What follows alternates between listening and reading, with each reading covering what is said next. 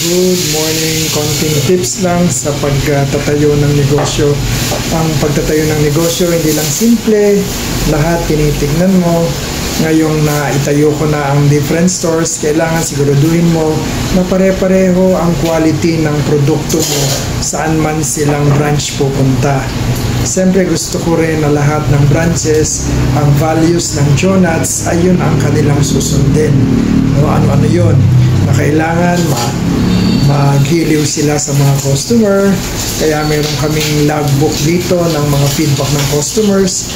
Doon ko makikita kung nakikihalubilo ang aking mga assigned personnel sa aking mga customers. Kung maaaya nilang sumulat ng feedback matapos sila kumain. In that case, ay nadidevelop yung rapport. No, kasi importante yun pag wala ako sa store, kailangan ganun din ang ginagawa nila.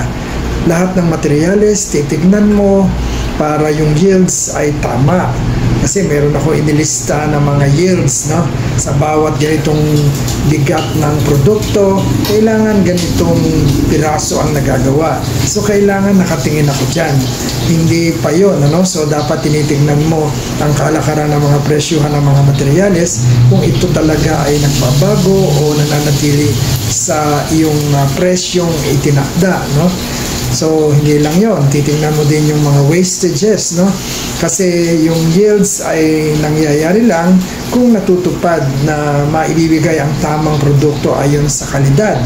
Kung ito ay nagkakaroon ng tapon, kung nagkakaroon ng kasiraan ng mga materyales, siyempre apektado ang yields mo. At pag yun ang nangyari, makikita mo saan napunta ang porsyento ng gastos sa kabuuang gastusin ng iyong tindahan.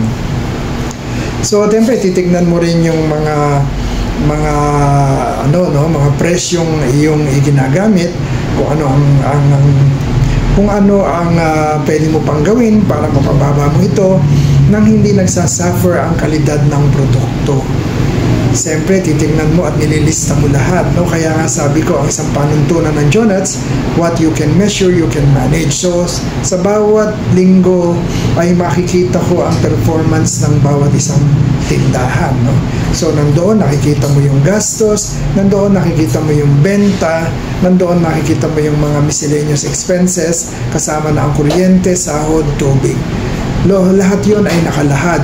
Hindi dahil sa lahat ay kumikita na, no? Pero kung meron kang mga ganitong mga data, makikita mo kung saan ka pwedeng tumingin.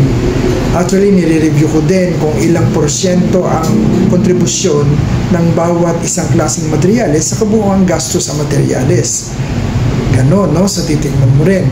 At titignan mo rin kung ano sa mga variants mo o mga produkto mo ang mas mataas ang kontribusyon sa profit ng iyong tindahan. So, sa gayon, siguro ang marketing mo, doon ka magfo-focus sa mga produktong mas malaki ang kikitain mo.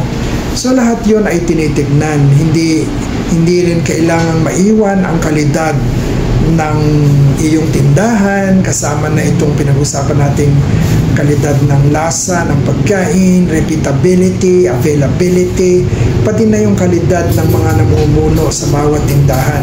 Kailangan matuto nilang sundin ang lahat ng proseso, procedures, at sistema. Yan ang makapagbibigay ng kasiguraduhan na mananatili ang consistency ng bawat isang tindahan. Alam mo, mahirap magnegosyo at hindi ko rin naman nilayon na ako lang ang tututok sa aking hanap buhay. Ang aking misyon ay maging simple lang para sa aming lahat, kasama na ang mga namumuno sa bawat branches, ang aming hanap buhay. At magiging simple lamang ito kung nakikita namin at napag-uusapan ang mga bagay na maaaring magkaproblema. At hindi pa nagiging problema, ay gumagawa na kami ng solusyon para ito ay hindi na maganap. O kung titingnan mo yung ginagawa ko sa Jonuts ngayon, natutuwa ako dahil ito na rin yung ginagawa ng malalaking mga kumpanya, yung tinatawag na potential problem analysis. Siyempre, hindi pa nagaganap, pinag-uusapan na. At inililista namin ano ba yung pwedeng magkamali, ano ba yung pwedeng magkaproblema, no? maraming mga bagay na maililista ka doon at isa-isahin mo ng lagyan ng solusyon para ito ay ma-prevent, no? So nagiging parang malaking kumpanya na. At sa totoo lang, kung ikaw naman ay nagsimula right the first time, tingin ko may patutunguhan. Yung kalkulado at nasusukat, matutulungan ka nitong mga informasyon na to sa mga desisyong gagawin mo sa mga susunod ng araw ng iyong hanap buhay. So hanggang sa muli, sinare ko lang sa inyo at sana ay maging bahagi kayo ng obserbasyon para lalo namin mapaayos ang pagsisilbi at ang mga ino-offer naming mga produkto sa Jonat's Old Style Fried Chicken. Kaya sana ang aking paglalahad sa inyo ng karanasan ko sa patuloy kong pangarap na tunay na umasenso ang Jonat's ay kapulutan ninyo ng aral. Muli, ito ay inyong kaibigan, si Bro Jonat's, isa na namang Bro Jonat's Tip Talks. Hanggang sa muli!